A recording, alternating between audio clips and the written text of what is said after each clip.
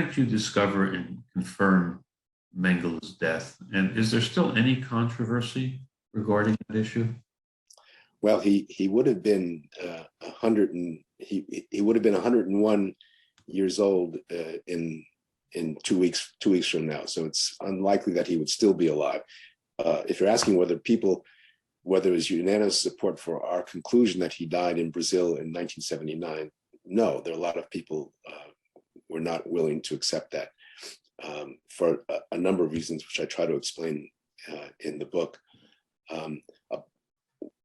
We were working with the Israelis and the Germans, and in May of 1985, we had a big confab in Frankfurt where we laid out all of the information that we had, and the Germans and the Israelis did the same. The Germans then told us that they were about to execute a search warrant on a property in Günzburg, in Mengele's hometown, where they were going to search the house of one of the former executives of the Mengele firm. And they in fact executed that search warrant and found correspondence there that led them to believe that Mengele had drowned and died in Sao Paulo in February of 1979. The Germans went directly to Sao Paulo.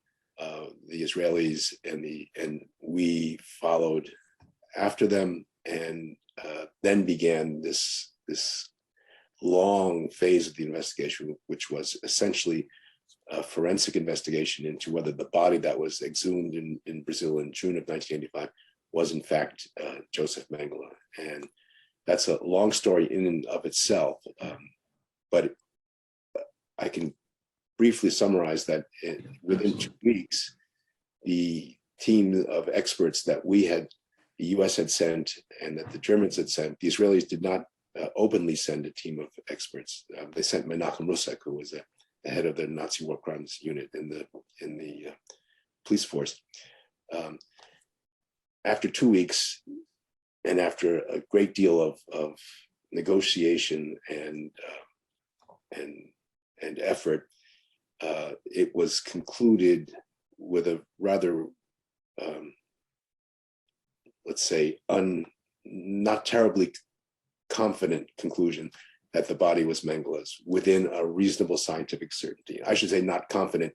The experts were confident, but the public at large was not confident. And I, as one of the investigators, was also not confident, because it seemed that the conclusion had been reached prematurely. It may have been right, but there was a great deal of evidence that had not yet been evaluated, that had been located in Mengele's home in Sao Paulo and other places that would have led to in our view, a much more confident conclusion. So the case was never officially closed by the Germans, which had the open file on him.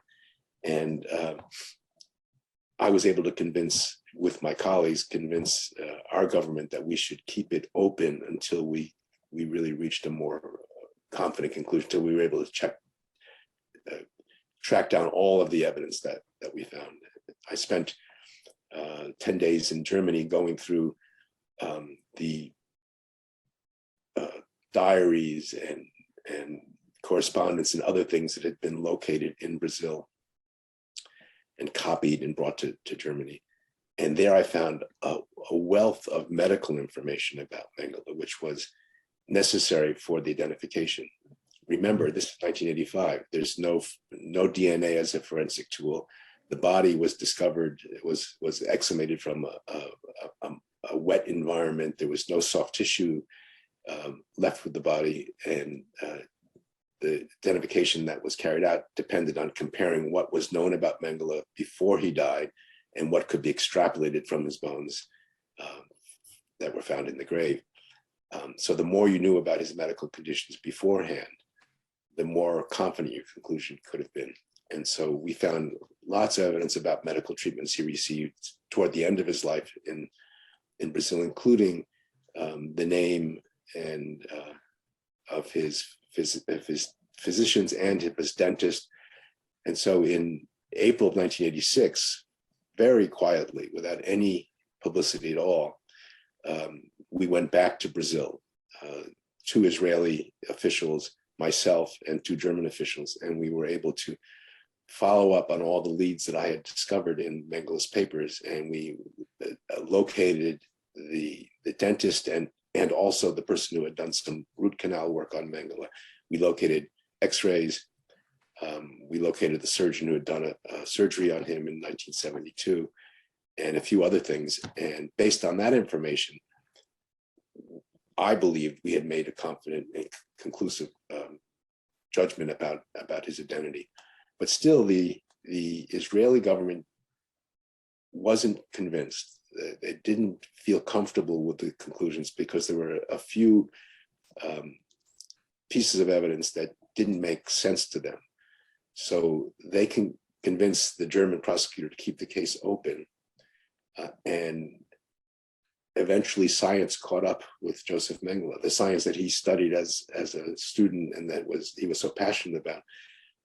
And DNA, so-called DNA fingerprinting or DNA typing, was developed into a forensic tool. And by 1992, they were able to extract infinitesimal amounts of DNA from his bones and replicate it through the new technique of PCR, polymerase chain reaction, compare it to the blood samples they had taken from Mengele's wife and the mother of his son and the son, and came up with a 99.996% confidence that the body was Mengele's.